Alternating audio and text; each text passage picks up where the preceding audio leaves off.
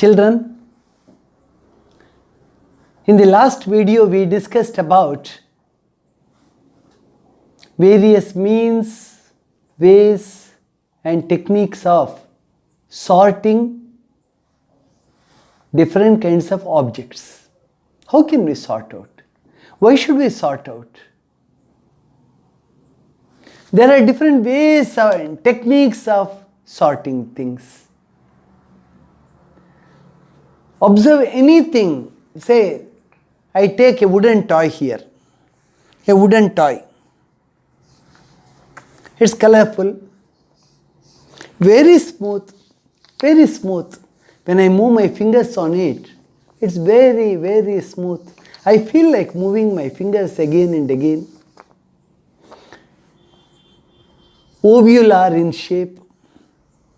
Different colors are there, pictures are there drawn. Doesn't have any smell as such. Maybe in the beginning it might have had some smell. Now it doesn't have. It's an old toy.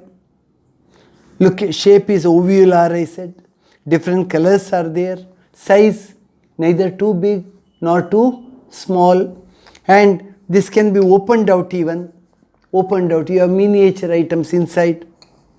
And texture. Texture, very nice. Very smooth surface.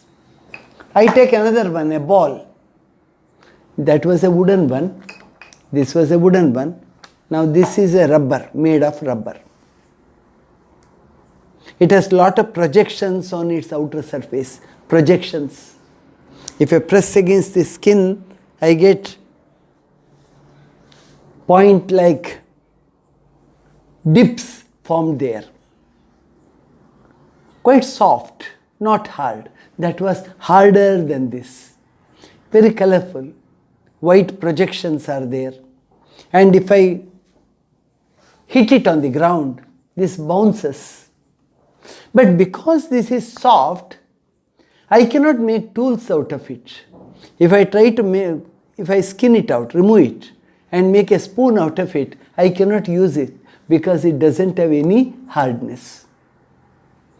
A spoon out of wood, if I make, that may work out better. See, this is quite hard. I can use it as a tumbler. I can make a spoon out of it and use to measure sugar or salt. I can use it for eating purpose. I can take milk in this. It will never give out. Never give out. Quite solid, hard. See, this is what we call different properties of materials from the physical point of view. If you go to the chemical nature, you have a lot of things to learn. Okay. Here, rubber is not hard. That's why you cannot use it for making tools. Can you make a machine out of rubber? May not be possible. But wood, it's hard, but wood catches fire. If there's too much of friction, then wood will give away. After 2 days, 3 days or 10 days, wood will get worn out. You will not be able to use. So you have to go for a material of the type of steel. Steel is hard. Steel can be molded into different patterns. You can axle, wheel and the entire machine you can make out of steel. It's hard. See, depending on their nature, you use different materials for different purposes. All those balls we use for play, for sports, we want them to bounce. They have to bounce. If they don't bounce, it will be like a wooden ball. We will not be able to use it all. So, wood catches fire. We have to keep in mind. And wood wears out soon. It's not as hard as steel. But when you look at all these different items, you find lot of similarities too. If I take this glass, glass is hard. This glass is very hard. I can press, nothing happens. But if I drop it, it will be in pieces. Wood is not like that. Wood, even if you drop the wood, nothing may happen. Or there can be a crack if it is too thin. These are what we call as properties. Properties differ from one material to the other. So before you use any material to make any useful item, you have to look into its properties. Is it hard? Is it soft? How is its texture? Can it be brought into another shape? What is its longevity? How many years will it last? Can it withstand pressure? Lot of things are there which we will have to review, think over, probe into before you take that item for preparing any model or item or utensil or a machine, whatever it be. Now look at silk cloth. Silk cloth has a shine. Silk has luster. You like silk because it has that special attraction, that is luster. It has a shine. But if you take a woolen cloth, unless you have got it colored properly, usually wool will not have that shine what silk will have. Cotton cloth won't have a shine at all. It's always dull looking. But from certain other angles, this cotton may rule over silk. Cotton may rule over wool. If you want any clothing to be worn in summer, you look at cotton. In winter, all the cotton dresses you may keep aside, you go for woolen clothes. It depends on the seasons and how do you want to use it. What for do you want to use it? If you want a drape for the window, you want the material to be a little thick. Okay, you take a metal spoon. A metal spoon, steel spoon, it has its own shine, luster. Take a wooden spoon, it doesn't have luster. But wooden spoons are also used. You get spoons of different kinds of materials in the markets, but when you purchase, you look into the utility part. Utility part in the sense, properties of those materials. You don't use a plastic spoon usually to serve hot sambar. Plastic may go useless there. See, it depends. Now, iron has luster. Iron has luster. But if it gets rusted, then it loses its luster. You have to keep the iron oiled or painted to see that it doesn't come in contact with oxygen that is there in the atmosphere. If it comes in contact with oxygen and water vapor, iron gets rusted. Iron gets rusted. So you can't expose iron to air and moisture. You can have a machine made of iron, but you have to take care that it doesn't rust. If it goes out of use for a year and you return back after 1 year, it would have got rusted all over. In case you had oiled it properly, you had put a layer of oil on it, definitely it won't get rusted. Why? Oil will be there as a separation barrier between iron and air. So, as you grow up, you should know more and more about all different kinds of materials that are there surrounding us. Their physical properties you should know. Then you will definitely be wiser than others in utilizing them in the proper way. Metals are hard, metals are smooth, but when you come to wool, I told you, wool is soft, wool is rough. Wool is rough. You cannot have a sweater right directly on your skin. You wear some other clothing, over that you put a woolen sweater, because woolen sweater will not give you that good sensation over the skin. It is rough. You don't like it because it is rough. Now, touch different things. After this class, you collect different kinds of things. Touch them. See, how do you feel them?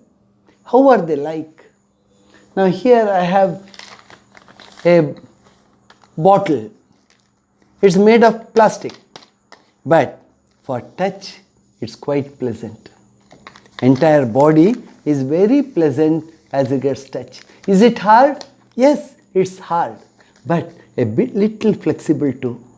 It won't break, but it's a little flexible. If I drop it, it won't break. This won't break. Nowadays, out of plastic, this is made of plastic. You get lots of materials of different textures in plastic itself. One plastic won't be like the other. That won't be like the third one. There are hundreds of varieties of plastics around us. Now these are what we mean by physical properties. Now let's see, you have learnt in the lower classes too, all materials around us, they have been divided into three groups. One, solids. All the materials I showed you now, they are all solids. In a solid, molecules are tightly packed. Molecules are tightly packed. It's hard. It has a shape of its own. Quite attractive. It doesn't change its shape. If I press it, it may break at some stage, but it won't change its shape. It may turn into 2 or 3 pieces. If I drop it, it will break. But molecules as such, in this glass, they are all compact, tightly packed, and solids are hard. They are hard compared to liquids and gases. It has a definite shape. It has a definite volume. Volume doesn't change. Now these are called as solids. A brick is a solid. Ball is a solid. Wall is a solid. A steel hammer is a solid. Lots of things are there around us. A tree trunk is a solid.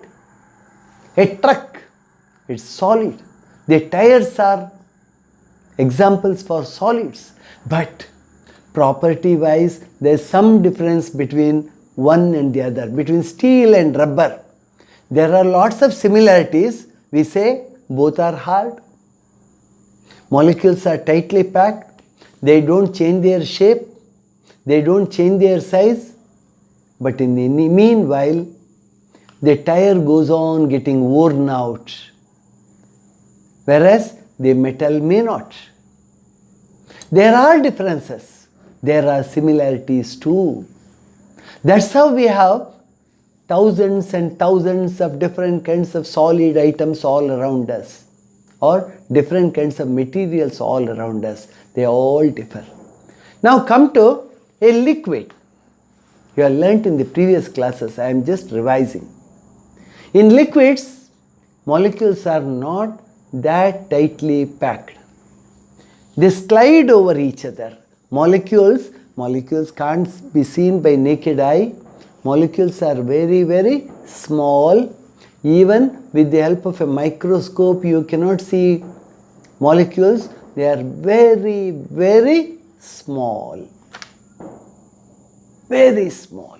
And these molecules, they slide over each other in the case of liquids. In the case of solids, that doesn't happen. In the case of liquids, they slide over. And as they slide over and start flowing, they move towards gravity. From a greater height, they move towards a lower height. A river flows. There will be waterfalls. In case water gets spilled, immediately it will go and fill up the low-lying areas on the floor. You see it. Milk that gets spilled, it starts flowing. So all liquids flow. Liquids don't have a fixed shape. You put liquids in a tall tumbler, it takes that shape. Put it in a different kind of vessel, it takes that shape. Put it in a small cup, it takes the shape of the cup. It all depends on the container. Liquids take the shape of the container, but volume remains the same. Volume doesn't change. Into whichever container you pour water, a cup of water, ultimately the quantum of water, volume of water remains one and the same. But shape changes. If it gets spilled, it will just start flowing. No regular shape at all. It flows and flows till it goes and fills some low-lying area. Solids have shape and volume. Coming to liquids, they do not have shape. The shape depends on the container, but volume is the same. Now you move on to gas. In the case of gas, neither there is a fixed shape nor a set volume. A football, if it gets burst while playing, or a cycle tube, it gets burst. What happens? The air that was there under pressure inside the tire will start filling all space. It will move in all directions. Air can be compressed, air can be made to expand. Can you do it with water? Can you do it with a wooden block? It's not possible. So gases do not have a fixed shape. Gases do not have a fixed volume. They can be pressed into this space, this much of space, or they can be allowed to fill this entire room. It can spread like anything. See the difference between solids, liquids, and ultimately the third, the gases. So hardly the molecules in a gas attract each other. They too do have attraction, but in solids the attraction among molecules is the highest. They all hold together. We are one. They stay together. But when it comes to liquids, molecules start sliding over each other. Lesser quantum of attraction. When it comes to gases, least attraction. Molecules move in all possible directions. These are the differences you find among these three categories. Coming to liquids, I like to tell you one more point. Take honey. Honey, if you put on a plate, it gets stuck to the plate. Water won't stick like that. Some amount of cohesion will be there, some water molecules will remain even after you empty a vessel. But honey, it sticks on. If you want to pour honey, it takes some time. A spoon of honey, you hold it, honey as if it is a column of glue, it comes down. They all stick to each other. You call it as viscosity. Viscosity. Viscosity means they stick on. Put half a spoon of honey on your tongue. It spreads on the tongue and it stays there. It won't fall off. In a spoon, if you take a part of the honey may come down, the rest sticks on. It is because of viscosity. So liquids differ among themselves as far as viscosity is concerned. Right, even tar. Tar that is used for road construction, you see, no one wants to go and touch this tar and find the viscosity. It's highly viscous. If tar falls on skin or somewhere, to remove it, it's a hard job. It won't go. Because tar is a viscous liquid, viscous material. Now molecules. whether they are solids, liquids or gases, all are made up of molecules. A compound, if you go on dividing it into smaller and smaller and smaller pieces, ultimately what you get, there's a stage where you will not be able to divide it further. That is called as molecule. An element, if you go on cutting it into smaller pieces, still smaller pieces, at the ultimate stage, what you get are atoms. Elements, they result in atoms if you go on dividing, cutting them into smaller and smaller particles. Compounds, they end up in molecules. Atoms are, again, they are made of protons and neutrons as far as the nucleus is concerned, and electrons will be revolving around. Each atom in a way is a solar system. There is a nucleus at the center and electrons revolving around at high speed. And these atoms, in the case of elements, or molecules, in the case of materials, different kinds of materials that are compounds, they keep vibrating. We will not be able to see. Inside the material, the molecules, atoms, they keep vibrating. Atoms especially, in their position itself, they show random movement. It goes at a very, very high speed. We will not be able to see or feel it, but this kind of random movement will be vibration. Vibration will be going on in each and every atom in all the different kinds of materials that are surrounding us. Now sugar, if you put a 1 spoon of sugar into water, how does it dissolve? The sugar molecules start getting separated and they go and fill in the empty spaces in water. The empty spaces between the molecules in water, they go and fill up. You have a small tub. It has marbles in it. Marbles are all solids. Now you take half a cup of sand and pour on that. What will happen to sand? It will go and fill up the gaps. Amidst the marbles, you have a lot of gap that gets filled up. Now you take half a cup of water and pour it. Cup is full, but still water will go and fill in. That will fill up all the vacant spaces. Water has a special quality. Water makes most of the items, most of the things break. That's why you see lots of things dissolving in water. It has become a liquid which is neither basic nor acidic. So in our cooking, for our day-to-day uses, we use water as a prime liquid, a prime medium. When we are thirsty, we drink water. Water can dissolve salt. Water can dissolve sugar. If you visit your kitchen and ask your mom, she will tell a lot of things that get dissolved in water.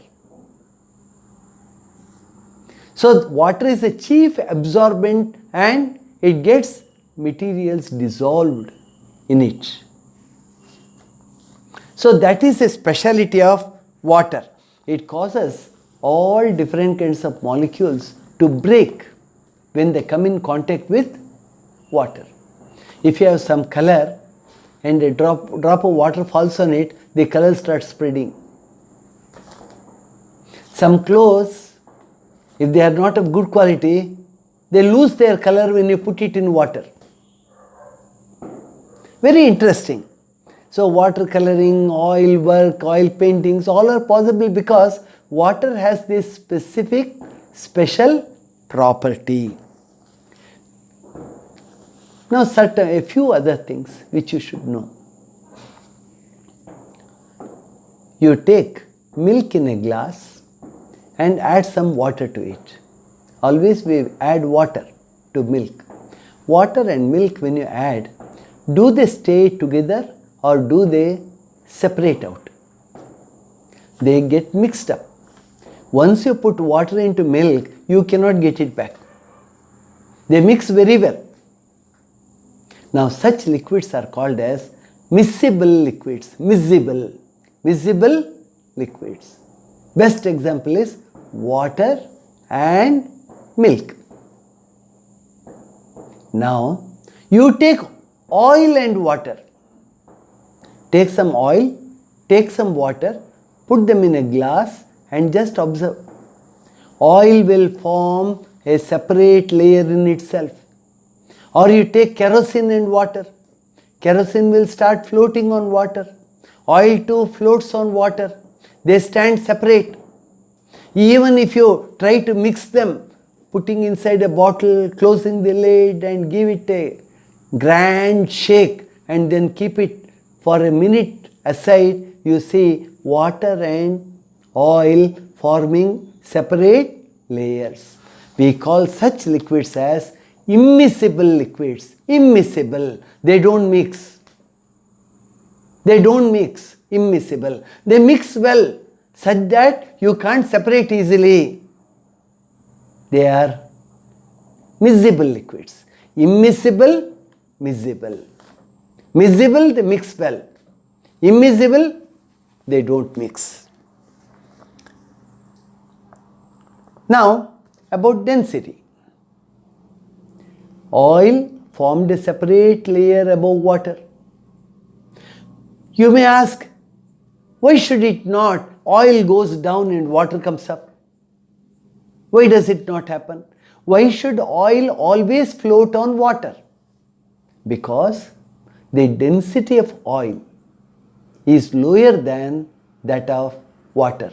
Water is denser than oil. Oil floats on water. If you put a steel ball into water, what happens to a steel ball? It sinks. Why? Steel ball has a higher density than water. Water, 1 cc of water, 1 cubic centimeter of water will weigh 1 gram. Whereas 1 cc cubic centimeter of iron will weigh 7.1 grams. 7.1 grams, much higher. So, a steel ball always sinks in water. Denser things, they sink. Those which are less denser, they always float. Oil is less denser than water. That is why oil floats on water. The last part about the look and the ability of the material to pass light through them. See a body like this, if I hold it against my face, you cannot see my face because this body is opaque. It doesn't allow light to pass through. It is called as opaque. This too you have learnt in the previous classes. It's opaque material, doesn't allow light to pass through. The walls of your house, they are made of brick. It's opaque. The floor, it's made of cement.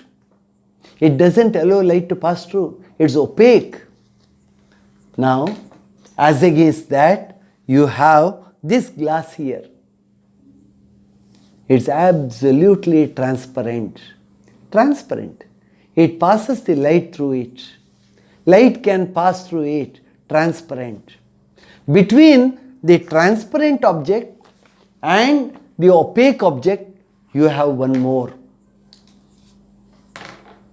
This is neither opaque nor transparent. Why? If I hold it like this, you cannot see my face. But in the meanwhile, if I send torchlight through this, torchlight will pass through. Partly it allows light to pass through, partly it holds back light from passing through. Neither it is absolutely opaque, nor it is transparent. Such materials we call them as translucent. Translucent. After this video, you are trying to find out what all translucent materials are in your house. If you have a white sheet of paper, I have a white sheet of paper here. A white sheet of paper. How can I make it translucent? Now this is opaque. Opaque. Light doesn't pass through. I want to make it translucent. You take half a spoon of oil and pour oil on it. Oil is viscous. It will get stuck. It will spread. Paper will absorb oil. Once paper absorbs oil, it starts allowing light to pass through. See, very interesting, you see. Put oil on paper, paper becomes translucent, not transparent, translucent. It becomes oil paper, butter paper.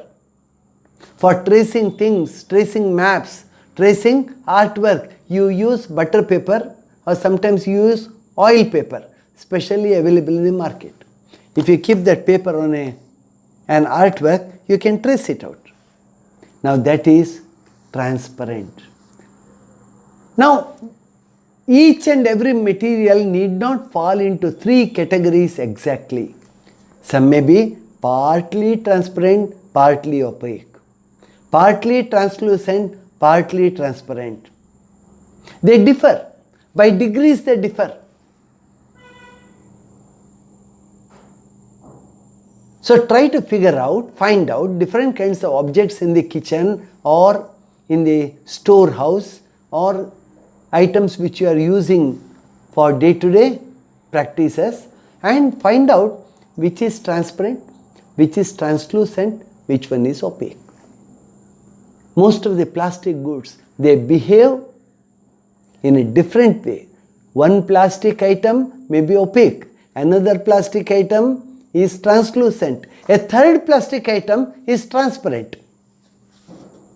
Even clothes you wear, some clothes are opaque, some clothes are translucent, some clothes will be transparent.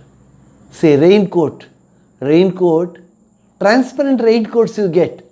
Your entire clothing, dress can be seen from outside. Over that you wear that raincoat. It will be absolutely transparent. Okay children, we have learned quite a bit about materials. Here, more than preparing for the examination, it is how well you understand all these terminologies or these words, science behind it. You study, go around, study as to how different objects and materials behave, what category they are, what is their behavior, their viscosity, their feeling for your skin, how do they feel like, are they hard, different kinds of clothings, dress items, materials you use, sports items, you study. The pleasure, the beauty is in studying these. You have to handle them and find out. Okay? Thank you.